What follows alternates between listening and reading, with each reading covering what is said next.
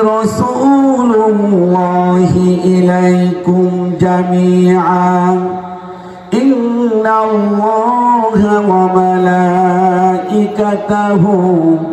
يصلون على النبي يا أيها الذين آمنوا صلوا عليه وسلموا تسليما اللهم صل على محمد وعلى آل محمد كما صليت على إبراهيم وعلى آل إبراهيم إنك حميد مجيد اللهم بارك على محمد وعلى آل محمد كما باركت على إبراهيم وعلى آل إبراهيم إنك حميد مجيد ঐতিহ্যবাহী জেলা যশোর এই যশোর জেলাধীন মথুরাপুর পাঁচবাড়িয়া ইসালি সদর যশোর মৌলানা আব্দুল গনি রহিমাহুল্লাহ স্মৃতি ট্রাস্ট কর্তৃক সিরাতুন নবী সাল্লাল্লাহু আলাইহি ওয়াসাল্লাম বার্ষিক মাহফিল আজকের এই বার্ষিক মাহফিলের সম্মানিত সুযোগ্য সভাপতি আলহাজ মোহাম্মদ আব্দুস সুবহান সিনিয়র এক্সিকিউটিভ ভাইস প্রেসিডেন্ট ইসলামী ব্যাংক হেড অফিস ঢাকা সভাপতি মদিনাতুল উলুম মাদ্রাসা মথুরাপুর পাঁচবাড়িয়া ইসালি সদর যশোর আজকের এই মাহফিলে ইতিপূর্বে যারা বক্তব্য দিয়েছেন আলহামদুলিল্লাহ আমি এটি কসম করে বলতে পারি মনে থেকে যে তাদের ছাত্র হবার যোগ্যতা আমার নেই একটু আলহামদুলিল্লাহ বলা যাবে কি মাল্লাম ইয়াশকুরিল্লাহ মাল্লাম ইয়াশকুরিন নাস যে ব্যক্তি বান্দার শুকরিয়া আদায় করে না সে ব্যক্তি মূলত আল্লাহর শুকরিয়া আদায় করে না বক্তব্য দিয়েছেন professor doctor Mohammad Ruhul Amin chairman আন্তর্জাতিক সম্পর্ক বিভাগ ঢাকা বিশ্ববিদ্যালয় আলহামদুলিল্লাহ বক্তব্য দিয়েছেন অধ্যক্ষ মৌলানা মোহাম্মদ নাজমুল হুদা সাবেক অধ্যক্ষ রায়পুর কলেজিয়েট স্কুল বাগারপাড়া যশোর বক্তব্য দিয়েছেন ডক্টর আবুল কালাম আজাদ যাকে আমি দীর্ঘদিন যাবৎ চিনি যার বক্তব্য পিস টিভিতে রেগুলারলি শুনতাম চেয়ারম্যান শাফির গ্রুপ লন্ডন প্রিন্সিপাল নাফিন একাডেমি এবং প্রাক্তন আলোচক পিস টিভি বক্তব্য দিয়েছেন ডক্টর আব্দুল সালাম আজাদি পরিচালক টিভি ওয়ান লন্ডন ও প্রাক্তন আলোচক পিস টিভি এবং সঞ্চালনায় রয়েছেন অধ্যক্ষ আবুল কালাম আজাদ সব প্রিন্সিপাল এখানে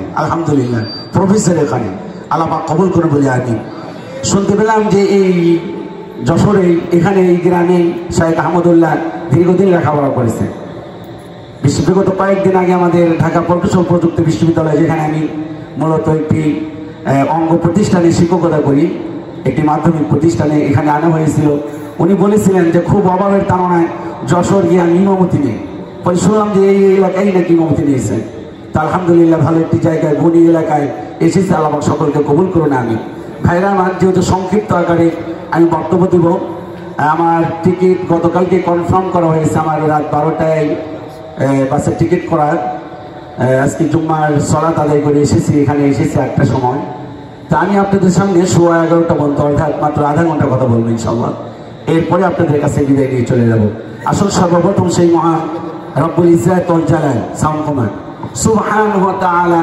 সে রাব্বে কারীমের প্রতি শুকরগুজার হচ্ছি বিনীত কণ্ঠে সকলে পড়ে নিচ্ছি আলহামদুলিল্লাহ আরেকটু বলেন চিৎকার দিয়ে বলুন রব্বানা লাকাল হামদ হামদান কাসীরান তাইয়িবান মুবারাকান ফি বন্ধুগণ কথা হবে আজকে সিরাত নিয়ে এমন একজন ব্যক্তির নিয়ে আলোচনা করব যার আলোচনা করেছেন স্বয়ং আল্লাহ পাক সুবহানাল্লাহ বলেন একটু আওয়াজ দিয়ে কি সুবহানাল্লাহ বলা যাবে না চিৎকার দিয়ে বলুন আল্লাহু আকবার আমাদের চরিত্র গ্যারান্টি দেয় হলো কারা আমাদের চরিত্র গ্যারান্টি দেওয়া হয় চেয়ারম্যান কাউন্সিলর মেয়র ইত্যাদি ইত্যাদি যারা চরিত্রের গ্যারান্টি দেয় তাদের কি নাই মূলত চরিত্র নেই কিন্তু স্বয়ং আল্লাহ পাক বিশ্বনবীর চরিত্রের গ্যারান্টি দিয়েছেন চিৎকার করে আল্লাহু আকবার বলুন আল্লাহ পাক বলেন وإنك لعلى خلق عظيم عظيم কাকে বলা হয় স্যার এখানে আছে সুবহান রাব্বিয়াল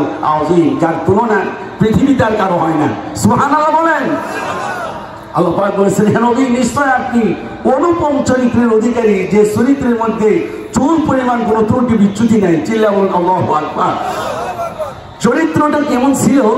নবী করিম সাল্লাল্লাহু আলাইহি সাল্লামের স্ত্রী আম্মা জান আয়েশাকে একবার জিজ্ঞাসা করা হলো যে আম্মা জান আয়েশা, মেহেরবানি করে বলুন তো দেখি নবীজির চরিত্রটা কেমন? আল্লাহর নবীর স্ত্রী বললেন, শোনো, তোমরা কি জীবন্ত কোরআন দেখেছো? সাহাবারা বললেন, না, জীবন্ত কোরআন দেখি নাই। আম্মা জান আয়েশা বললেন, শোনো, তোমরা যদি জীবন্ত কোরআন দেখতে চাও, কোরআনের আসল চরিত্র যদি দেখতে চাও, জীবন্ত একজন মানুষ দেখতে চাও, তিনি হলেন মুহাম্মদ সাল্লাল্লাহু আলাইহি ওয়াসাল্লামের চরিত্রের দিকে তাকাও। সুবহানাল্লাহ। জীবন্ত চরিত্র, জীবন্ত কোরআন, বিশ্বনবী। চিল্লা কি সুবহানাল্লাহ বলবেন না? কোরআন আল কারীম আল্লাহ পাক সর্বমোট 25 জন নবীর নাম উল্লেখ করেছেন। 24 জন নবীকে আল্লাহ পাক সরাসরি নাম ধরে ডেকেছেন। কি ধরে ডেকেছেন? নাম ধরে ডেকেছেন। মুসা আলাইহিস সালাতু ওয়াস সালামকে যখন ডাকলেন, আল্লাহ পাক বললেন, ওমা তিলকা বিয়ামিনিকা ইয়া মুসা। হে মুসা, তোমার হাতে কি? ডাইরেক্ট নাম ধরে ডাকলেন। ইয়া ইয়াহইয়া খুযিল কিতাবা বিকুওয়া যিকরু রাহমাতি রাব্বিকা আবদাহু যাকারিয়া মিল্লাতা আবিকুম ইব্রাহিম। এইভাবে প্রত্যেকটা নবীকে আল্লাহ পাক নাম ধরে রেখেছেন। বিশ্বনবীকে আল্লাহ রাব্বুল আলামিন কোরআন আল কারীমে 4 বার মুহাম্মদ বলেছেন। ইয়া মুহাম্মদ বলে কথা ডাক দেন নাই। যখনই মুহাম্মদ বলেছেন, আল্লাহ পাক সঙ্গে সঙ্গে রাসূল শব্দ ব্যবহার করেছেন। সুবহানাল্লাহ। কোন ওয়ামা মুহাম্মাদুন ইল্লা রাসূল। মুহাম্মদ বলার সঙ্গে বললেন রাসূল। আবার বললেন মুহাম্মাদুর রাসূলুল্লাহ ওয়াল্লাযীনা মাআহু আশিদ্দাউ আলাল কুফফার। চিৎকার দিয়ে বলুন আল্লাহু আকবার। বিশ্বনবীকে ইয়া মুহাম্মদ বলে ডাক দেন নাই। আল্লাহু আকবার।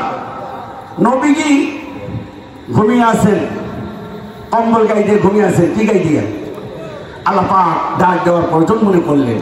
আল্লাহ পাক ডাক দিতে পারতেন, ইয়া মুহাম্মদ উঠুন, উঠে সালাত আদায় করুন, নামাজ পড়ুন।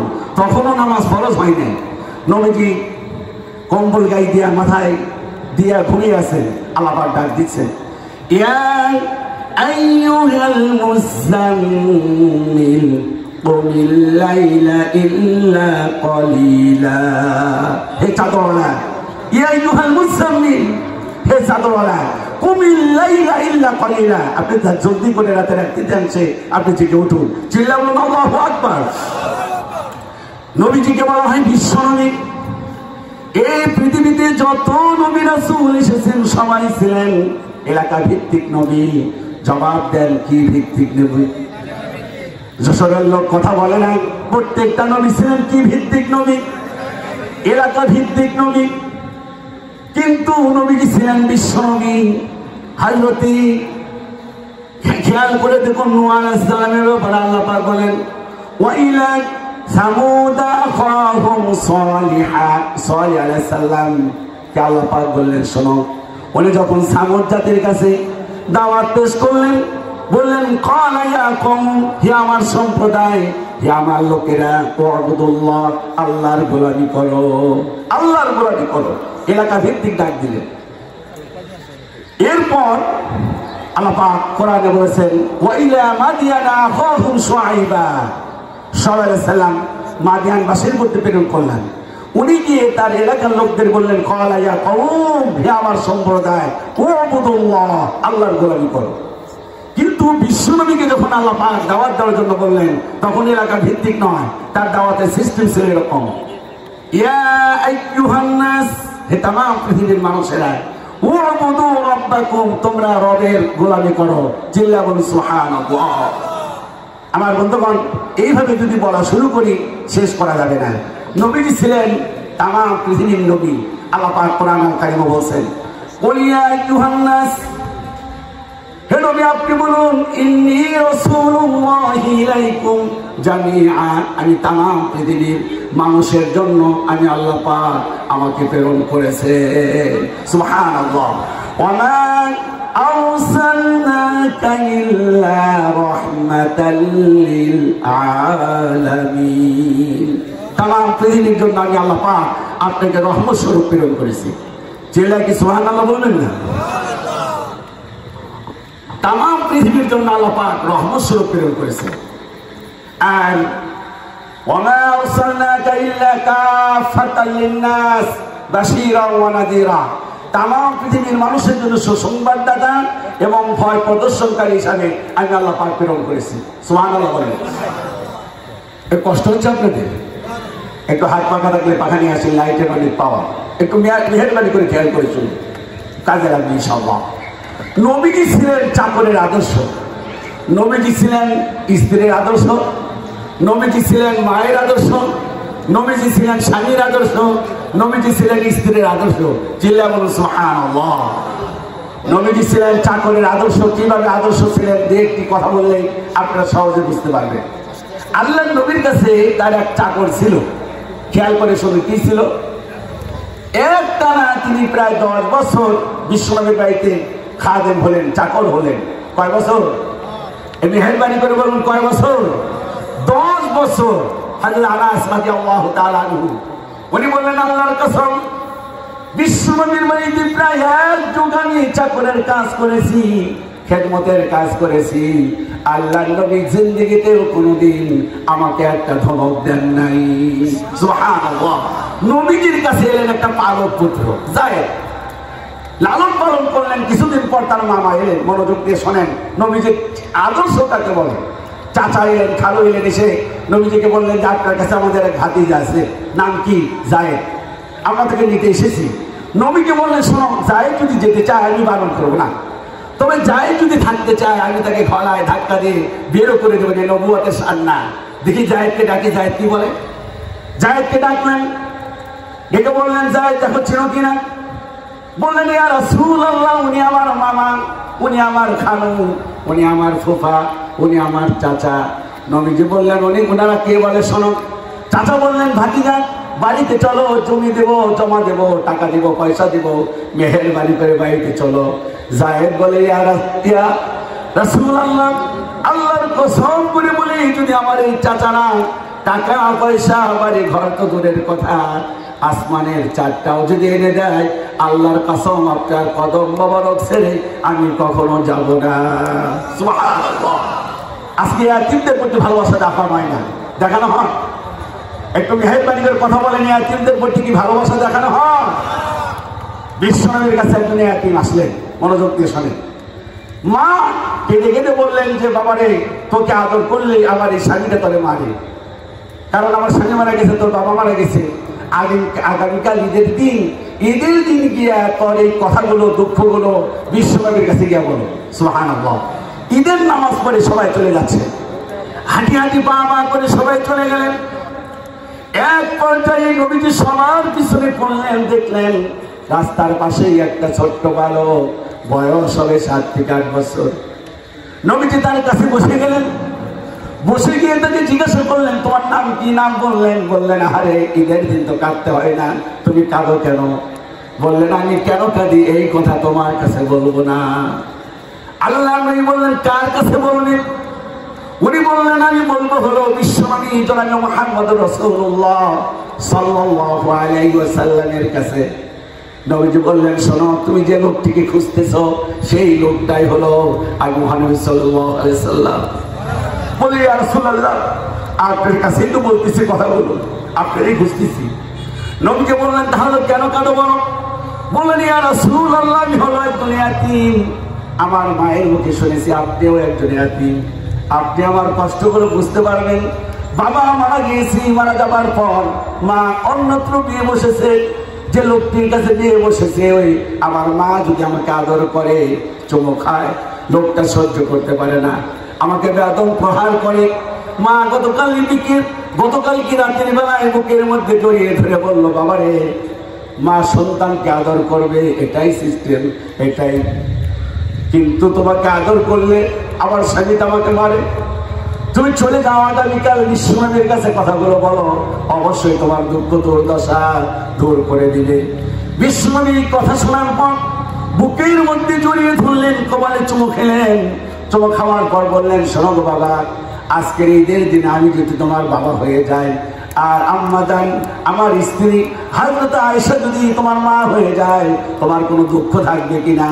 উনি বললেন, ইয়া রাসূলুল্লাহ, আপনি যদি আমার বাবা হন আর হযরত আয়েশা যদি মা হয়ে যায়, আমার মতো কপালওয়ালা আসমানের নিচে জমিনের উপরে আর কেউ হতে পারে না। আল্লাহু আকবার। নবীজি ছিলেন ইয়াতীমের আদর্শ, আল্লাহ নবী আদর্শ ছিলেন নাতির আদর্শ, আল্লাহ নবী ছিলেন স্ত্রীর আদর্শ, নবীজি ছিলেন হলো স্বামীর আদর্শ। কি মহাব্বত স্বামী স্ত্রীর প্রতি!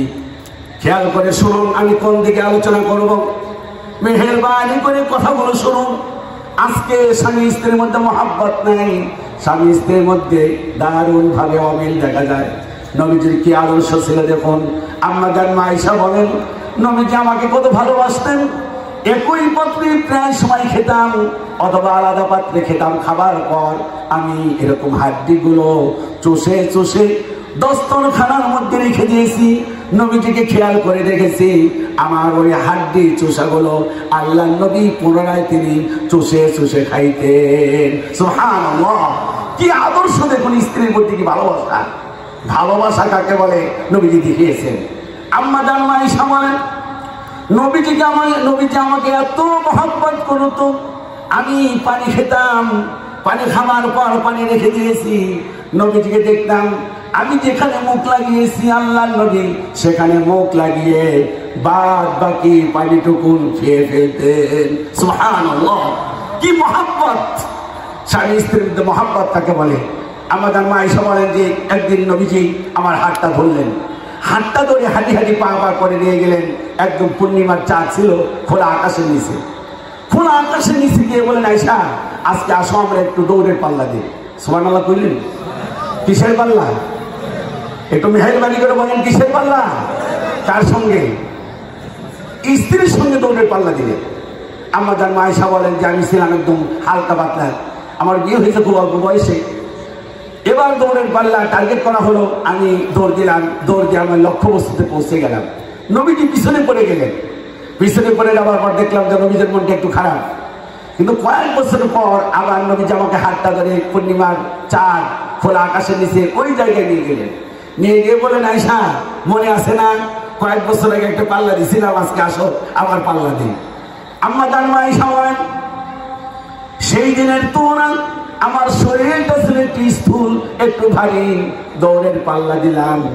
দৌড়ের পাল্লা দেবার পর আমি পিছনে পড়ে গেলাম।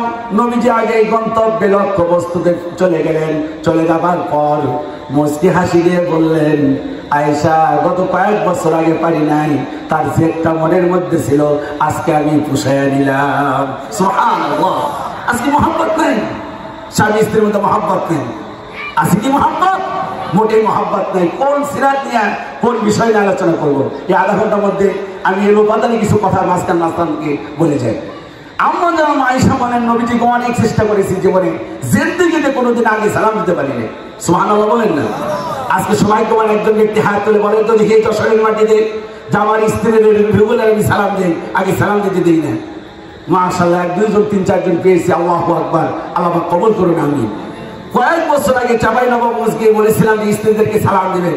জৈনকে এক মুরব্বী দাঁড়িয়ে বললেন যে মৌলভী সাহেব আপনার সব ওয়াজ মাইনে নিতে পারি, এটা মানবো না। কারণ কি কয়, এমনি তো পৌঁছাতে পারি না, আবার সালাম দেবো কেমনি?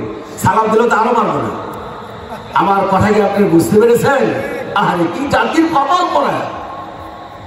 আজকে স্বামী স্ত্রীর মহব্বত নেই। নবীজি হযরত খাদিজার জন্য কেমন ভালোবাসা ছিল।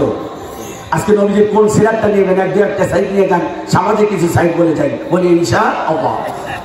আমার জান আয়েশা বলেন যে বিছানা আমার সঙ্গে ঘুমানো, গভীর রজনীতে হঠাৎ করে দেখি নবীজি আমার বিছানায় নাই। আমি আশ্চর্য হয়ে গেলাম, নবীজি গেলেন কই? এক এক করে আমি সব স্ত্রীর রুমগুলো খুঁজলাম, কোথাও যখন খুঁজে পেলাম না, এরপর আমি চলে গেলাম মসজিদে নববীতে। মসজিদে নববীতে গিয়ে দেখলাম নবীজি 2 রাকাত সালাত আদায় করে 2 হাত তুলে দোয়া করতেছেন। আমি তার পিছনে বসা, নবীজি জানে না, 2 হাত তুলে বলতেছেন, আল্লাহ তাআলা গভীর রজনী, আমি ডান দিকে হলে আমার খাদিজার কথা মনে পড়ে, আমি বাম দিকে হলে আমার খাদিজার কথা মনে পড়ে। আয় আল্লাহ তাআলা, কঠিন মুসিবতের সময় স্বামী এবং স্ত্রীর মধ্যে যখন মহাব্বত থাকবে না, আয় আল্লাহ তাআলা ওই কঠিন মুহূর্তে যেন আমার খাদিজারে আমি না ভুলে যাই। আল্লাহু আকবার। সতীনের সুনাম করলে কার না খারাপ লাগে? খারাপ লাগলো হলে তাই সাহেব নামাজ শেষ হওয়ার পর, মানা শেষ হওয়ার পর বলেন, ইয়া রাসূলুল্লাহ, আপনার বয়স যখন 25, খাদিজার বয়স তখন 40, এই বুড়ি মহিলার কথা বলতে পারেন না? গভীর রাত আমার বিছানার এই ঘের বললে যে দোয়া করেন সেই পুরাতন বোর জন্য। নবীজি খুব কষ্ট পেয়ে গেলেন। আল্লাহর নবী ভুরু কুঞ্চিত করে চোখটা একটু গরম করে বলেন, আয়েশা রে, খবরদার, খাদিজার বিরুদ্ধে তুমি কটূক্তি করো না। তুমি তো আমার সুখের দিনের স্ত্রী। খাদিজা এমন সময় স্ত্রী যখন মক্কাতুল মুকাররমায় আমার পা রাখবার কোনো জায়গা ছিল না। আল্লাহর নবীর স্ত্রী হযরত আয়েশা ক্ষমা চেয়ে নিলেন, বললেন, ইয়া রাসূলুল্লাহ, মুস্তাকি মাফ করবেন, বেয়াদবি মাফ করবেন, আমি ভুল কথা বলে ফেলেছি, মেহেরবানি করে আপনি খাদিজার কথা শোনান। আল্লাহর নবী বললেন, শোনো, ধন কবির মেয়ে, এত সম্পদের মালিক ছিল খাদিজা। আমার সঙ্গে বিয়ে বসার পর একদিন হাতটা ধরে বললেন, ইয়া রাসূলুল্লাহ, যত সম্পদ লাগে ইসলামের জন্য আপনি ব্যয় করুন। আমি দুহাত ব্যয় করেছি ইসলাম কায়েম করার জন্য। ব্যয় করতে করতে এক পর্যায়ে ঘরে খাবার নাই। এই ধনকুবের মেয়েটা কত রাত না খেয়ে থেকেছে, কত দুপুর না খেয়ে থেকেছে। খাদিজা কোনোদিন বলেন, ইয়া রাসূলুল্লাহ, আপনার সঙ্গে বিয়ে বসার কারণে আজকে আমাকে না খেয়ে রাত যাপন করতে হয়। আম্মা জান আয়েশা বললেন, ইয়া রাসূলুল্লাহ, মেহেরবানি করে একটু শোনান। মা বোনেরা যদি আমার মাইকের আওয়াজ শুনে থাকেন, কথাগুলো শোনেন, কাজে লাগবে। আল্লাহ নবী বলেন, শোনো গো, দিনের দাওয়াত দিতে গিয়ে বাইরে গিয়েছি, গভীর রজনীতে আমি বাড়িতে প্রবেশ করেছি। বাড়িতে প্রবেশ করার সময় আমি দরজার মধ্যে নক করেছি। কোনোদিন দুইবার আওয়াজ করতে হয় নাই, একটা মাত্র আওয়াজ করেছি। একটা মাত্র আওয়াজ করা মাত্রই দরজা ওপেন করে দিয়েছে। আমি বলেছি, খাদিজা, তুমি কি ঘুমাও না? খাদিজা বলেছে, ইয়া রাসূলুল্লাহ, আপনি দিনের দাওয়াত দিতে গিয়েছেন আর আমি ঘুমিয়ে থাকবো, আর আপনি দরজার বাইরে থেকে ডাকবেন, আমার উঠতে দেরি হবে, আপনার কষ্ট হবে, এই জন্য আমি ঘুমাই না। নবীজি বললেন, তুমি কি করো? আমি দরজার মধ্যে হেলাল দিয়ে থাকি, নবীজি কখন আসবে আর যেন আওয়াজ করলেই আমি যেন দরজাটা ওপেন করে দিতে পারি। সুবহানাল্লাহ, কি মহব্বত! নবীজি ছিলেন স্ত্রীর আদর্শ, নবীজি ছিলেন স্বামীর আদর্শ। আল্লাহু আকবার বলেন। স্বামী তার স্ত্রীকে কিভাবে ভালোবাসবেন, স্ত্রীর সঙ্গে কি করলে মহব্বত হবে। আজকে আপনি ওই নেতাদের কাছে শুনলে হবে না যে নেতারা মুখে বলে একটা, কাজ করে আর একটা, ঠিক কিনা? আর জোরে বলে ঠিক কিনা? আমাদের নেতাদের চরিত্রের সাথে বাস্তবতার চরিত্রের সাথে মিল আছে। আরো জোরে বলেন, মিল আছে? নবীজি বললেন, আয়েশা, খাদিজা, আমি দিনের বেলায় যা করি আর রাতের বেলায় যা করি একটাও গোপন রাখো না, সব বলে দাও। সুবহানাল্লাহ। আর আমাদের নেতারা যদি তার বউদের কাছে বলে যে আমি যা যা করি তুমি জনগণের কাছে বলে দাও, তাহলে আমার মনে হয় আমাদের নেতার বউগুলো বলতো, রাতের বেলা আমার জামাই গাঁজা খায়, আফিম খায়, মদ খায়, নারীবাজি করে। কথা ঠিক কিনা? এই জন্য আমার নেতা, তোমার নেতা বিশ্বনবী মোস্তফা, দুনিয়ার আতি নেতা পাতি নিয়ে লাভ নাই। আমি হলো অমুক সেনা, ভয় করি না বলে বড় মিথ্যা কথাই বলো, এটা জাল কথা। এই কথার কোনো অমুকের সেনা হয়ে লাভ হবে না। যদি সেনা হতে হয় তাহলে রাসূলের সেনা হতে হবে, ঠিক কিনা? রাসূলের যদি সেনা হতে পারেন চাঁদাবাজি চলবে না, রাসূলের যদি সেনা হতে পারেন দুর্নীতি চলবে না, রাসূলের যদি সেনা হতে পারেন সমাজে শান্তি কায়েম হবে, রাসূলের যদি সেনা হতে পারেন আল্লাহর জমিনে আল্লাহর দ্বীন প্রতিষ্ঠা হবে। জবাব দেন, ঠিক কিনা? আর দুনিয়ার কোন নেতার যদি আপনি অনুসারী হন, চাঁদাবাজি করবেন, সন্ত্রাসী করবেন, মারামারি করবেন, হাজার হাজার কোটি কোটি টাকা বিদেশে লোপাট করবেন। জবাব দেন, ঠিক কিনা? বিগত সরকার 1 কোটি 2 কোটি না, 27 লক্ষ কোটি টাকা রিসেন্টলি যে রিপোর্টটি এসেছে, তার কারণটা কি? তারা হলো অমুক সেনা। অমুক সেনার কাজ হবে না, অমুক সেনা দ্বারা হবে না। আমরা হলো বিশ্বনবীর নেতা, আর আমরা হলো অনুসারী, ঠিক কিনা বলেন? আরো জোরে বলেন ঠিক কিনা? লাকাদ কানা লাকুম ফি রাসূলিল্লাহি উসওয়াতুন হাসানাহ। আল্লাহ পাক বলেন নিশ্চয় মহত্তম আদর্শ, উত্তম আদর্শ রয়েছে একমাত্র কেবলমাত্র জনাবে মুহাম্মদুর রাসূলুল্লাহ সাল্লাল্লাহু আলাইহি ওয়াসাল্লামের চরিত্রে। সুবহানাল্লাহ। হুয়াল্লাযী আরসালা রাসূলাহু বিল হুদা ওয়া দীনিল হক ওয়াদীনিল হক লিইয়ুযহিরাহু আলাদ-দীনি কুল্লি। আল্লাহ পাক বলেন মহান সত্তা তিনি, যিনি আরসালা রাসূলাহু বিল হুদা, যিনি হেদায়েত সহকারে এবং সত্য সহকারে আপনাকে তাম পৃথিবীতে প্রেরণ করেছেন। লিইয়ুযহিরাহু আলাদ-দীনি কুল্লি, যাতে করে অন্যান্য ফেরকা যত আছে, মতবাদ যত আছে, জাতীয়তাবাদ বলেন, ধর্ম নিরপেক্ষতা মতবাদ বলেন, পুঁজিবাদ বলেন, আর যত বাদ বলেন, সমাজতন্ত্র বলেন, সবার উপরে যেন আপনি বিজয় লাভ করতে পারেন। সুবহানাল্লাহ। সেই নবীজির আদর্শ দরকার আছে না নাই? আরে কথা বলেন আছে না নাই? আমি বলতেছিলাম যে একদিকে ছিলেন স্ত্রীর আদর্শ, কয়েকটা আদর্শ বলে আমি শেষ করবো ইনশাআল্লাহ। নবীজি ছিলেন নাতির আদর্শ। কার আদর্শ? বুখারীতে এসেছে আল্লাহ নবী সেইটাই চলে গেছেন, হযরত হুসাইন রাদিয়াল্লাহু তাআলা তিনি কান ধরে টানতেছেন সেজদায়। নবীজি কিছুই বলেন না, বরং সুযোগ করে দিচ্ছেন। নামাজ যখন শেষ হলো সালাম ফিরালেন ডানে এবং বামে। সালাম ফিরানোর পর হুসাইনকে কাছে ডেকে বললেন, হুসাইন কান টানো কেন? এটা তো কান টানি না, ঘোড়ার কান টানি। সুবহানাল্লাহ বলবেন না? নবীজি মুস্কি হেসে দিলেন। একদিন নবীজির একরকম দাড়ি মোবারক হাতাচ্ছেন, হুসাইন রাদিয়াল্লাহু তাআলা পিঠে একদম পেটের মধ্যে বসা, নানা দাড়ি টানছেন, ছোট্ট বাচ্চা। বলতেছেন আচ্ছা নানা বলেন তো দেখি আপনি বড় না আমি বড়? নবীজি বললেন এটা কেমন প্রশ্ন করলেন? তুমি বড় না আমি বড়? বললেন তোমার চাইতে তো আমি বড়। তো হুসাইন বললেন যে হুজুর না, আসলে লম্বায় বড় বড় না, আসলে জাতে বড় হয়। সুবহানাল্লাহ বলেন, বংশে বড়, সব চাইতে বড়।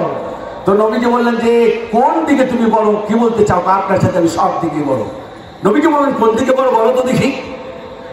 বিশ্বনবীকে প্রশ্ন করলেন নাতি, মেহেরবানি করে বলুন তো দেখি আপনার বাবার নাম কি? নবীজি বললেন আমার বাবার নাম আব্দুল্লাহ। বললেন এই পর্যন্তই শেষ? মেহেরবানি করে বলেন আমার বাবার নাম কি? বলেন হযরত আলী। বলেন শেষ না? আসাদুল্লাহ। এই আসাদুল্লাহ কে দিয়েছে? মেহেরবানি করে বলেন তো দেখি বাবার দিক থেকে আমি বড় না আপনি বড়? সুবহানাল্লাহ বলবেন না? নবীজি মুস্কি হাসতেছেন, কথা বলতেছেন না। দ্বিতীয় নাম্বারে বললেন নানা আপনার মায়ের নাম কি? নবীজি বললেন আমার মায়ের নাম আমেনা। বললেন এই পর্যন্তই? মেহেরবানি করে বলেন আমার মায়ের নাম কি? বললেন ফাতিমাতুজ জোহরা।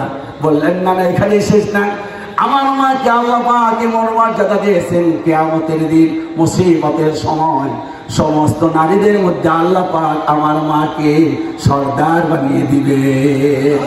আচ্ছা বলেন তো দেখি নানা মায়ের দিক থেকে আপনি বড় না আমি বড়? সুবহানাল্লাহ বলবেন না? তো বলে আচ্ছা আপনার নানার নাম কি? বলেন আমার নানার নাম আব্দুল ওয়াহাব। বলেন নানা আপনি কি আমার নানা নিয়েছিলেন? আল্লাহু আকবার। নবীজির কি মর্যাদা! আল্লাহু আকবার। নানা আমার নানার মর্যাদা জানেন? আমার নানা হাত তুলতে দেরি কবুল হতে। হুসাইন রাদিয়াল্লাহু তাআলার কথা বলবো যেহেতু মনে করে গেছে। একবার হযরত আবু হুরায়রা এসে বিশ্বনবীর কাছে কাঁদতেছেন, দেখেন লোকদের পাওয়ার কত। তো নবীজি বললেন আবু হুরায়রা তুমি কাঁদো কেন? কাঁদি আমার মা আমারে মারছে।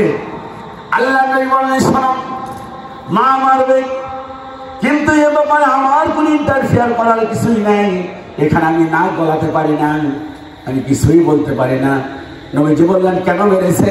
বললেন ইয়া রাসূলুল্লাহ গতকালকে বাড়িতে ফিরতে দেরি, কিন্তু একটু দেরি হওয়ার কারণে মা আমাকে বললেন বাবারে কোথায় গেছিলি? যখন আপনার নাম বললাম আমার মা মুশরিকা, এখনো ইসলাম কবুল করে নেয়। আপনার নাম শোনা মাত্র আপনি শর্মা বলেন আমাকে ব্যথাঘাত করলেন। ইয়া রাসূলুল্লাহ মায়ের বিরুদ্ধে নালিশ দিতে আসি নাই, মায়ের পক্ষে একটু দোয়া চাইতে আসছি।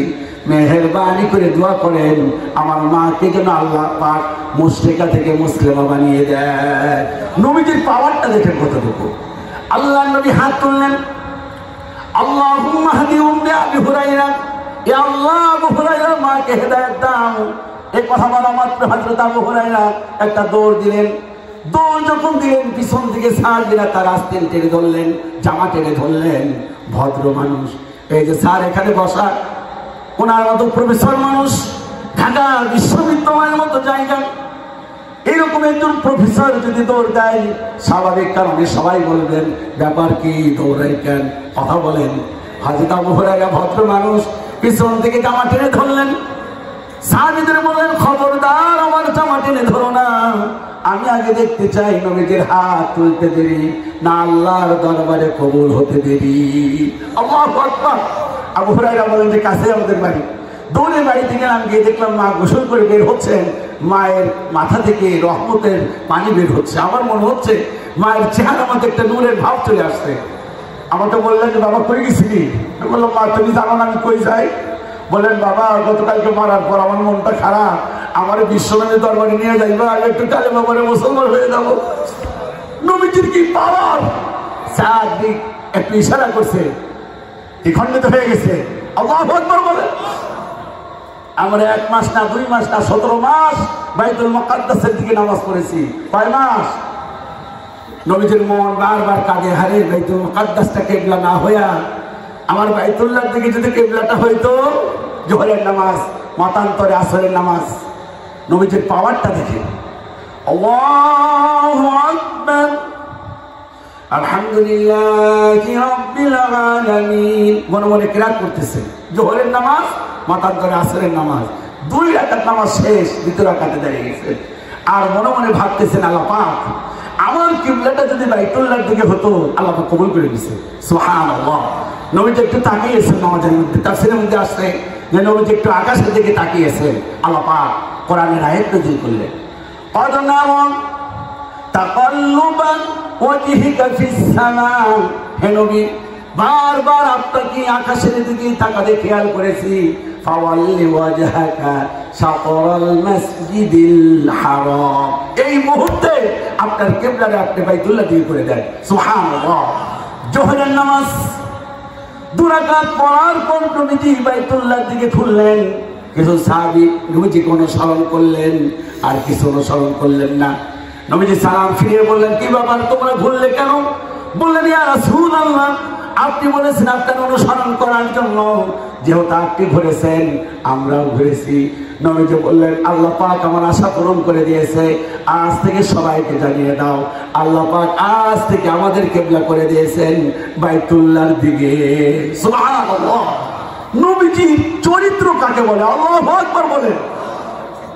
আমাদের কথায় মানুষ কথা শুনতে চায় না, আর নবীজির চরিত্র দিয়া তিনি গোটা পৃথিবীতে তিনি প্রভাব ফেলেছিলেন চরিত্র দিয়া। সুবহানাল্লাহ কি বলা যাবে না? চিল্লা বলুন আল্লাহু আকবার। চরিত্র কাকে বলে? আল্লাহু আকবার, আল্লাহু আকবার। চরিত্র কাকে বলে? সাহাবায়ে কিরাম কিভাবে অনুসরণ করতেন? বিশ্বনবী রিক্রুটিং দিচ্ছেন মুতার প্রান্তরে রিক্রুটিং দিচ্ছেন। নবীজি বলছেন এই মুতার প্রান্তরে 3 জন সাহাবী সেনাপতির দায়িত্ব পালন করবে, কেউ না করতেছেন না। নবীজির কথা বলতে দেরি, সাহাবায়ে কেরাম মানতে দেরি না। নবীজি বললেন, প্রথমে হলো আমার পালক পুত্র জায়েদ যদি শাহাদাত বরণ করে, তাহলে জাফর বিন আবু তালেব যদি শাহাদাত বরণ করে, আব্দুল্লাহ বিন রাওয়াহা। নবীজি বললেন, 3 জন কোথায়? বললেন, ইয়া রাসূলুল্লাহ এই যে আমরা। সুবহানাল্লাহ কোন না? নবীজি দায়িত্ব দিচ্ছেন, সাহাবায়ে কেরামকে বলছেন যে আমরা মাত্র 3000। কয় হাজার? আমিরের আনুগত্য করতে হয় কিভাবে সাহাবায়ে কেরামকে গিয়েছেন, আর নবীজির আদর্শ যে তিনি বাস্তবায়ন করেছেন। আল্লাহু আকবার। যখন এই অবস্থা হলো, নবীজি বললেন 3 জন কোথায়? বললেন, হুজুর এই যে আমরা। বললেন, যাও যার যার মতো বাড়ি থেকে বিদায় নিয়ে আসো। হযরত বললেন, হুজুর বাড়িতে যাওয়ার দরকার নাই, আম্মা জান আয়েশা আপনি যখন নাম ঘোষণা করেছেন আমার মা শুনেছেন, আমি চলে গেলাম যুদ্ধে। সুবহানাল্লাহ। সাহাবায়ে কিরাম কিভাবে তাকে অনুসরণ করেছেন। জাফর বললেন যে তুমি যাও বাড়িতে। গেলেন, স্ত্রী কোরআন তেলাওয়াত করতেছে, কোরআন তেলাওয়াত বন্ধ করতে বললেন। বন্ধ করলেন, বললেন, স্ত্রী গো আমি বিদায় নিতে আসছি, শেষ বিদায়, আর কোনোদিন দেখা হবে না। আল্লাহু আকবার। স্ত্রী বললেন, কি বলেন আপনি? বললেন, মুতার প্রান্তরে বিশ্বনবী সেনাপতির দায়িত্ব দিয়েছেন, প্রাণ খুলে দোয়া করো আমি যেন মুতার প্রান্তরে কাফেরদের বিরুদ্ধে জিহাদ করে যেন শহীদ হতে পারি। আল্লাহু আকবার বলেন। স্ত্রী বললেন, স্বামী গো বিশ্বনবী মুতার প্রান্তরে আপনাকে দায়িত্ব দিয়েছেন, আমি পালন করবো না। তবে দোয়া করি আল্লাহ পাক আপনাকে শহীদ না বানাইয়া গাজী বানাইয়া আমার বুকের মধ্যে ফিরে নিয়ে আসলো। হযরত জাফর পছন্দ করলেন না, কোষবদ্ধ তরবারি টান দিয়ে বের করলেন, পিঠের মধ্যে মৃদু প্রহার করে বললেন, আল্লাহর কসম তোমার দোয়া আল্লাহ কবুল করবে না। কারণ আমার সামনে একজন সেনাপতি, আমার পিছনে একজন সেনাপতি, আমরা তিনজন শহীদ হয়ে যাবো। স্ত্রী হাওয়া করে কাঁদতেছেন। যাবার প্রাককালে একটি ওসিয়ত করে গেলেন যে দুইটা কলিজার টুকরা সন্তান রেখে গেলাম, এই দুইটাকে আল্লাহর পথে মুজাহিদ বানিয়ে দিও। যুদ্ধে ঝাঁপিয়ে পড়লেন। 3 নম্বরে আব্দুল্লাহ বিন রাওয়াহা নবীজিকে কিভাবে অনুসরণ করেছেন বললেন, আব্দুল্লাহ বিন রাওয়াহা কোথায়? বললেন, ইয়া রাসূলুল্লাহ এই যে আমি। বললেন, যাও তোমার আজকে বাসর ঘর, বোর কাছে বিদায় নাও। ঘরের সামনে গেলেন, সালাম দিলেন। স্ত্রী বাসর ঘর থেকে বললেন, ওয়ালাইকুম আসসালাম, আপনি কে? বললেন, আমি তোমার স্বামী আব্দুল্লাহ। বললেন, ভিতরে আসেন, আমরা আজকে আনন্দ করব, আমাদের আনন্দের রাত। হযরত আব্দুল্লাহ বলেন, আনন্দের রাত নয়, নবীজি আমাকে মুতাআক্কিদ সেনাপতির দায়িত্ব দিয়েছেন, প্রাণ খুলে দোয়া করো আমি যেন শহীদ হয়ে যেতে পারি। আল্লাহু আকবার।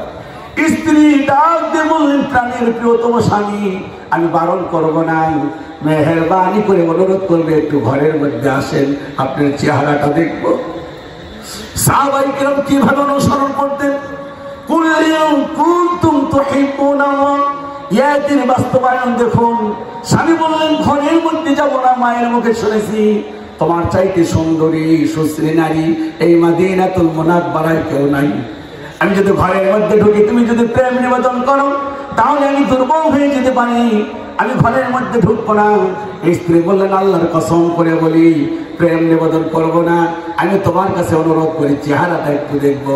লজ্জায় লজ্জায় দেখেছি, কিয়ামতের দিন রক্ত মাখা শরীর নিয়ে যখন উঠবে, আমি যেন তোমার চেহারাটা দেখে চিনে নিতে পারি। সুবহানাল্লাহ, আল্লাহু আকবার বলেন। বিপ্লব মানে জীবন দিয়া বসে থাকা নয়, সে কোনদিন আসবে না রে, করো যদি ভয়, আসবে বিজয় রক্ত আর জীবনের বিনিময়। আল্লাহু আকবার। যুদ্ধের ময়দানে গেলেন, নবীজির কথা শুনলেন, যায় শহীদ হয়ে গেলেন। হযরত জাফর তরবারি চালাতে চালাতে তিনিও শহীদ হয়ে গেলেন, শুধুমাত্র বুকের মধ্যে 80 রাতি। আল্লাহু আকবার বলেন। হাত কেটে গেছে, পা কেটে গেছে, আলাদা আলাদা হয়ে গেছে। যাওয়ার প্রাককালে বিদায়ী সালাম দিয়ে দিয়েছেন। হযরতে জাফর বিন আবু তালিব শহীদ হলেন, আব্দুল্লাহ শহীদ হলেন। শেষ পর্যন্ত 3000 মুসলমান 2 লক্ষের বিরুদ্ধে আল্লাহর নবীর কথা শুনে তারা বিজয় ছিনিয়ে আনলেন। চিল্লায়ে বলুন আল্লাহু আকবার। আমার ভাইয়ের দিকে তাকান, কষ্ট হচ্ছে আপনাদের? একটু হাত তুলে তাকবীর দেন তো দেখি। এই তাকবীর তাকবীর না, আমি যশোরের তাকবীর শুনতে চাই। লিল্লাহি তাকবীর না, হাত তুলে জোরে সোরে লিল্লাহি তাকবীর।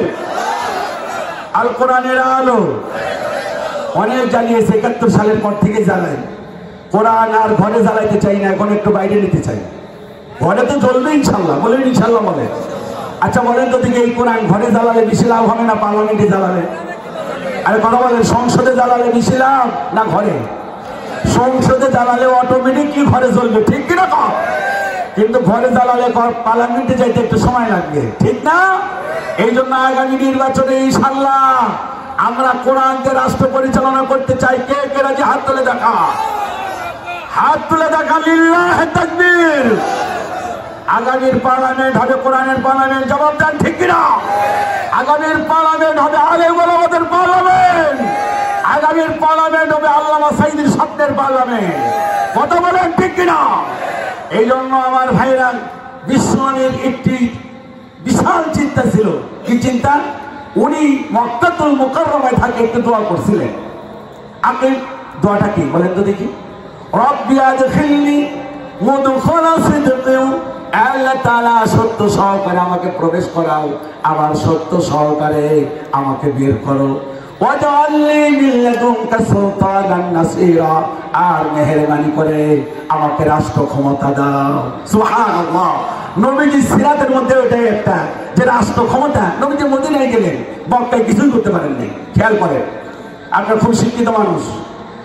আল্লাহর আইন, আযানিয়াতু আযানি, জেনাকার জেনাকারিনী তাদের সঙ্গে সার করো, পাথর মেরে সঙ্গে সার করে দাও। এটি মক্কার সূরা না মদিনা? এটি মদিনার সূরা, মক্কায় পারেন নাই। আসারিকু আসারিকা, চোর এবং চুন্নির হাত কেটে দাও, চোর এবং চুন্নির হাত কেটে দাও। এটি মক্কার আয়াত না, কোথার আয়াত? মদিনার যখন ইসলামী স্টেট কায়েম করছেন তখন আয়াতগুলো নাযিল করে দিয়েছে। সুবহানাল্লাহ কোন না ইন্নামা জাযাউল লাযিনা ইউহারিবুনা আল্লাহ ওয়া রাসূলাহু ওয়া ইয়াসআউনা ফিল আরদি ফাসাদান আইয়ুকাত্তালু আইয়ুসাল্লাবু। শুনতে চলো যারা সন্ত্রাস করে, হত্যা করো। ওয়াল আইনা বিল আইনি, চোখের পরিবর্তে চোখ। ওয়াল আনফা বিল আনফি, নাকের পরিবর্তে নাক। ওয়াল উযুনা বিল উযুনি, এরপর কানের পরিবর্তে কান। এই কথাগুলো আল্লাহ পাক দিলেন মক্কায় না মদিনায়? মদিনায়। কারণ হলো মদিনায় তখনই দিয়েছেন নবীজি যখন ছিলেন কি একজন প্রধানমন্ত্রী, সকল প্রধানমন্ত্রী। সুবহানাল্লাহ কোন না? নবীজি প্রাইম মিনিস্টার ছিলেন না? কথা বলেন ছিলেন না? আল্লাহু আকবার বলেন। এই কোরআন দিয়ে যদি রাষ্ট্র পরিচালিত হয় তাহলে দেখবেন দেশের দুর্নীতি থাকবে না। বিশ্বনবী যখন পার্লামেন্টের প্রধান, হযরত ওমর ছিলেন বিচারপতি, প্রধান বিচারপতি।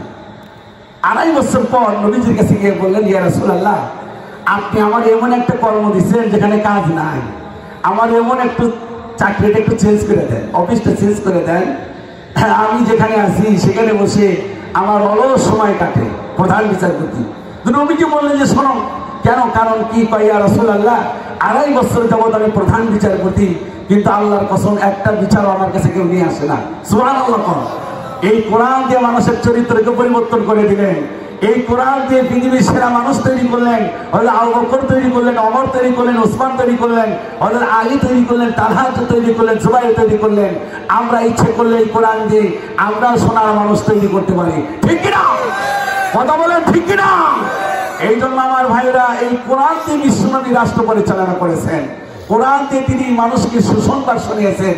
আমরা কি আগামীর যে নির্বাচনটা হবে সেই নির্বাচনে যারা দায়িত্ব নিয়ে আসবে, যে ভাই আমাদেরকে যদি ভোট দাও, আর কিছু দিতে পারি না দিতে পারি, কোরআন দিয়ে রাষ্ট্র পরিচালনা করব, এই পক্ষে আমরা কি আছি না? হাত নামান। হাত তোলা সহজ, বাংলাদেশিরা এমনি হাত তোলে, বুঝে হাত তোলেন তো দেখি, আল্লাহরে দেখান যে আল্লাহর আইন দিয়ে যারা আসবে তাদেরকে আমরা রায় দিব। হাত তোলেন তো দেখি ইনশাআল্লাহ। লিল্লাহি তাকবীর। আর জোরে বলেন আল্লাহু আকবার। আমি সর্বশেষ একটি কথা বলেই শেষ করব, বলি ইনশাআল্লাহ। বিশ্বনবী সিরাত নিয়ে কথা বলতে গিয়ে একটু মাঝখানে ঢুকে বললাম, নবীজি ছিলেন কেমন আমানতদার। চারদিকে ঘেরাও করে রাখছে, শত্রুরা হাতের মধ্যে তলোয়ার, তীর। মক্কায় নবীজি চিন্তা করলেন যে সর্বনাশ, চারদিকে যে শত্রু, বের হবো কেমনে? এই মুহূর্তে নবীজির মনে পড়লো আমানতের কথা। এইটা হলো অমুকের আমানত, এইটা অমুকের আমানত, এইটা অমুকের আমানত। হযরত আলীকে ডাকলেন। সুবহানাল্লাহ বলেন। চারদিকে কি? জবাব দেন, চারদিকে কি? চারদিকে শত্রু। আলীকে ডেকে বললেন, আলী, যে কোনো মুহূর্তে আল্লাহর ওয়াদা আসতে পারে, ওয়াদারে আমি বের হয়ে পড়বো, কিন্তু আমার কাছে তো মুশরিকদের আমানত। আমি যদি এই মুহূর্তে চলে যাই তাহলে মুশরিকরা বলবে আমি আমানত গুলো নিয়ে পালিয়ে গেছি, আমি মুখ দেখাতে পারবো না। আলী রে, তুমি কি পারবা এই আমানত গুলো যার যার আমানত তার কাছে পৌঁছে দিতে? হযরত আলী বলেন, অবশ্যই পারবো। নবীজি বললেন, ওরা পারবে, কিন্তু অনেক বড় রিস্ক। যখন আমাকে পাবে না, আমার বিছানায় তোমাকে পাবে, এরপর তোমাকে হত্যা করবে। হযরত আলী বলেন, ইয়া রাসূলুল্লাহ, আপনার কথা মানতে গিয়া যদি আমি শহীদ হয়ে যাই, শহীদ হয়ে যাব, তাও আপনার কথার বিরুদ্ধে আমি যাব না। নবীজি এবার